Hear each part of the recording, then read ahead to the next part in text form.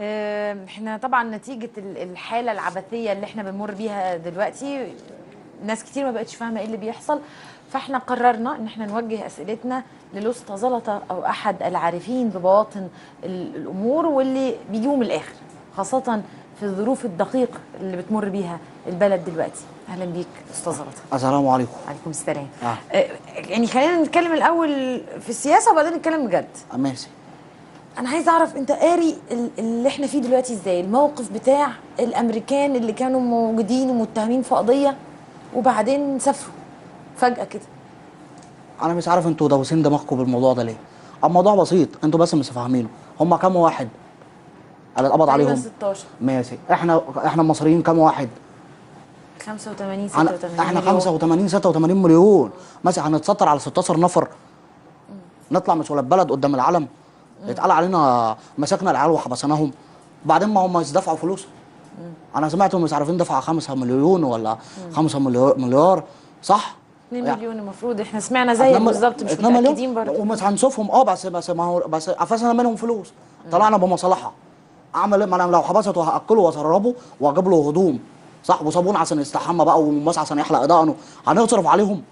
نمسيهم وناخد الفلوس ويبقى علمنا عليهم وقالوا لهم لو جيتوا هنا تاني هنزعلكم. بس طب شكلنا مش وحش قدام الناس؟ يعني احنا برضو الناس دي كانت موجوده وهتتحاكم وفجاه كده يطلعوا بره البلد، ما برضو شكلنا وحش؟ لا مش وحش. احنا هنحط بس يافطه مثلا نكتب ايه؟ يا بخت من قدر وعفي. بس احنا كده. احنا في الفطيره منفطريين، بس احنا مش عايزين نفطري.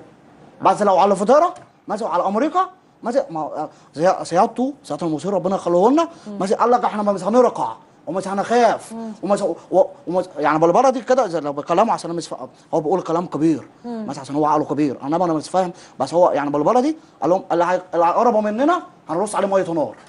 يعني من الاخر جابوا لهم من الاخر هم قالوا. طب ما احنا رجعنا في كلامنا اهو. لا ما رجعناش، هم احنا طلعناهم طيران من عندنا. طلعناهم ايه؟ طياره من طياره. عندنا. لا هم اللي جابوا طيارتهم. لا وفرنا احنا ما عندناش بنزين، فمش هنطلع لهم لا دي بقى اللي كنا نتكلم فيها. ما كلفوناش يعني. بس الطياره دي مش لما جت دفعت ارضيه وهم هناك في المطار مش عايزين ياكلوا لقمه، بس نفعوا العجله عشان تشتغل.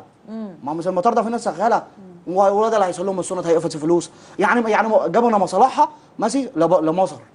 التانيين بقى اللي بيقول لك انتوا مسؤولين دول، هم دول بقى اللي بكرهوا مصر. بس انا عشان ايه؟ عشان اشتغلت محلق سياسي فانا محلق. محلق. بس انت مسك السياسه تقوم محلقه عليها عشان ما تجيش يمين ولا شمال. فدايما ايه المحلقين اللي انا بتفرج عليهم بعمل ايه؟ هم دول بقى اللي عايزين يخربوا مصر. هم دول اللي مش عايزين العجله تتنفخ، مش عايزين العجله تدور. هم دول اللي معطلين البلد. هم دول اللي بينزلوا يعملوا مظاهرات ويخربوا البلد. مثلا انا بناشد اسمها ايه؟ اسمها اللي هو بيندهلوهم يعني بيقول لك بناشد. ايوه هي دي انا بناشد الساده المسؤولين ان هم ياخدوا موقف ماشي وما يسكتوش على وعشان البلد هيبوظوها. يعني انت شايف ان الناس دي لما طلعت بره البلد لا يا بخت من قدر وعفي؟ طبعا. امال ايه؟